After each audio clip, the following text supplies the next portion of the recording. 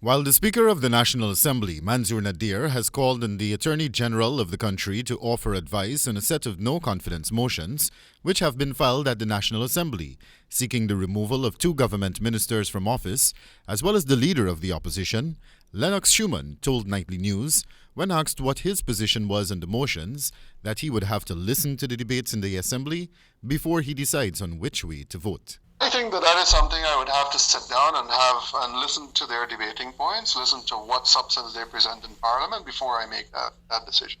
At the beginning of July, the leader of the opposition, Joseph Harmon, filed 2 motions with the Clerk of the National Assembly, Sherlock Isaacs, seeking the removal of the Minister of Health, Dr. Frank Anthony, as well as the Minister of Home Affairs, Robeson Ben, as Ministers of Government. Less than 3 days later, the Prime Minister, Brigadier Retired Mark Phillips, filed a motion of no confidence against the leader of the opposition, Joseph Harmon, seeking his removal from that position.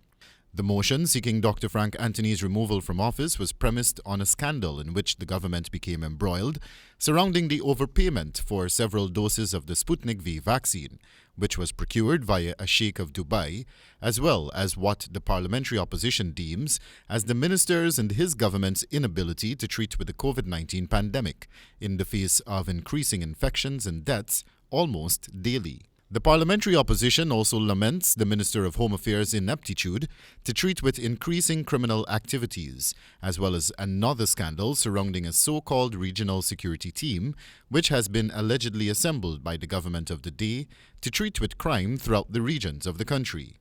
This the opposition labelled as a return to the dark days when extrajudicial killings took place in the country, as well as unconstitutional, citing that the police force is the constitutional body mandated to deal with criminal activities. Meanwhile, the government of the day shot back at the leader of the opposition with the filing of a no-confidence motion against him, citing his inability to serve in that capacity. At least 2 opposition members, Roysdale Ford and Annette Ferguson, have rubbished the move by the government, while Ford pointed to Article 184(3) of the Constitution, which speaks to the process by which the leader of the opposition is to be removed from that position.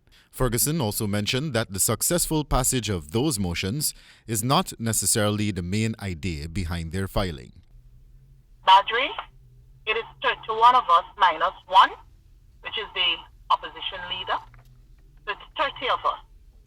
And I can safely say, and I speak here knowingly, that the 31 of us, myself and my other colleagues, we have full confidence in the leader of the opposition. The National Assembly is expected to convene on Tuesday, August 3, 2021, while the Speaker has proffered that the legal advice on those motions are expected sometime this weekend. Wendell Badrie for the HGB Nightly News.